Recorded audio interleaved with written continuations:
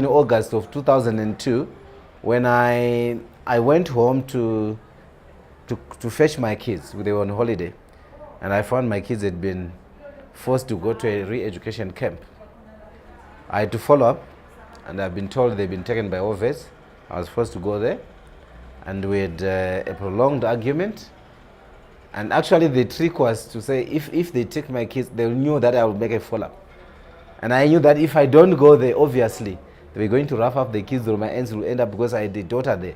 I didn't want my daughter to end up getting physically abused and the like. So I made a follow-up. So eventually, I managed to get the kids, obviously, after paying a hefty fee to get them out of that camp. But I managed to take them to home, and I went with my kids to Masvingo.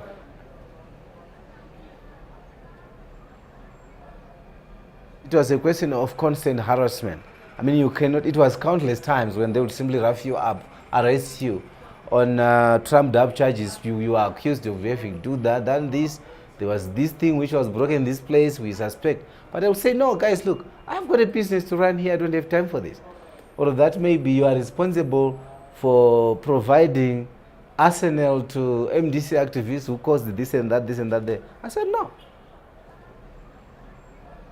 My father really had that background of somebody who had supported the liberation struggle, even recruiting people to go for training, even recruiting people to go to London, to go into exile. There came a time when even those that he had recruited to go in the liberation war, to go and participate in the liberation war, were now saying to him, but look what your son is doing. And I knew that I had the support of my family.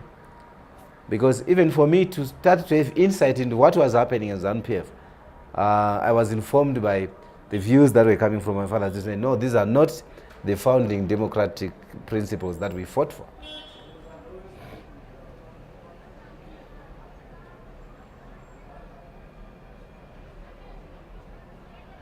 I was captured, and I was tortured for 10 solid days, 10 days of torture.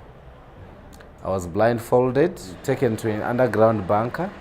I don't know where. I was blindfolded, taken to that place, and I was baptized with blinding lights, feasts, you name it. I'm transferred from there. I'm put in a sort of a cage-like shower where they hitting me with woos water, which is very cold.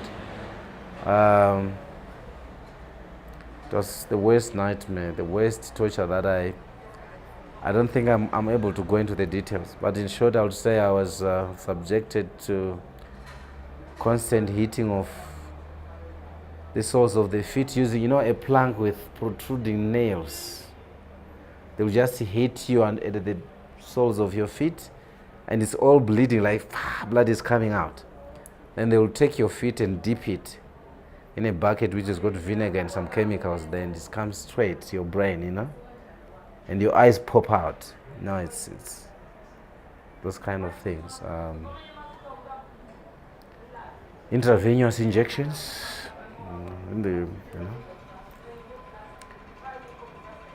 so they pumped me with drugs, chemicals. Some of the stuff I can't remember. Some of them, they still come in my dreams. But it was 10 days of horrendous torture. I remember the one experience that I'll never forget when they took me to this pool which is infested with crocodiles. And there's the moon there in the night and it's quiet. And I don't know that there's a wire mesh that they've put there. And they're these crocodiles that they feed. And they're telling me that it's now, or they'll feed me to the crocodiles because they needed certain information. I didn't have that information. And I don't know that there are crocodiles there. And they just take a piece of meat and they throw it. And you see 20 crocodiles, they make a jump for that piece of meat. And then they just take you and they throw you in there. And what they do is that they don't throw you where they've thrown the meat. They throw you somewhere, and they know that they've put a wire mesh. And the crocodiles came and their teeth are gnashing on the cage. They're trying to, And I just passed out. That's some of the experience of what I went through.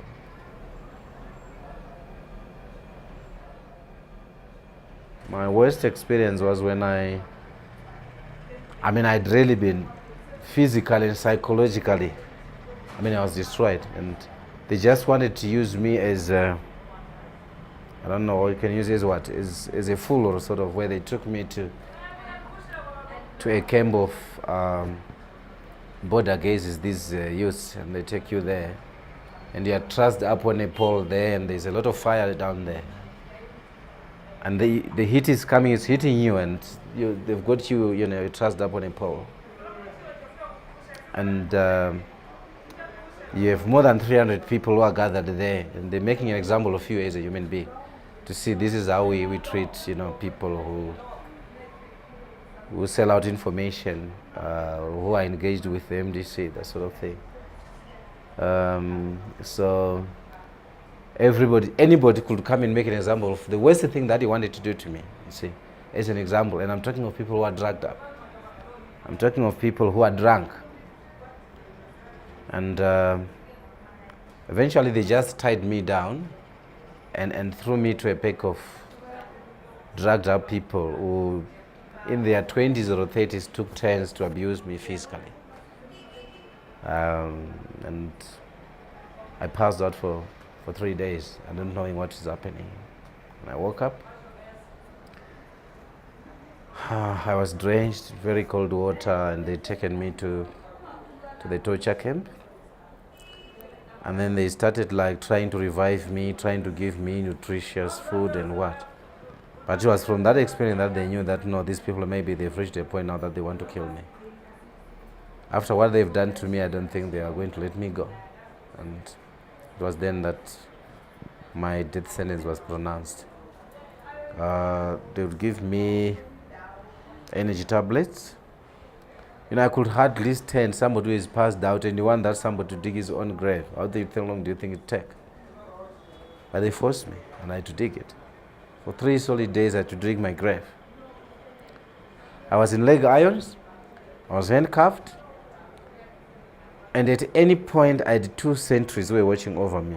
People who are armed, but it so happened that when they went to search for more supplies, alcohol and stuff, it was going to be a big celebration during that night. And then it was during that time that they left these people with no supervision. They got overexcited and obviously took too much alcohol. And it was during that time that people actually who were assigned to come and rescue me, people who are uniformed people like them, came and they rescued me. That's how I was rescued.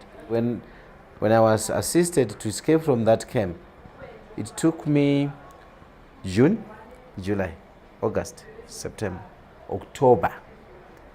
I managed to cross into the South African side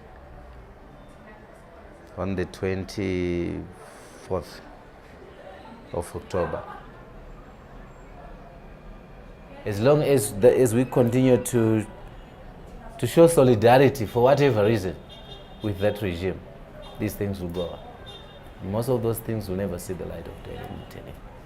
I've been in the worst places that you can think of. I've been in the worst torture camps that you can ever imagine. And I'm sure the blood that I saw there, some of the things that I saw, they tell a story. And that story is that some of those cases have never seen the light of day and never will.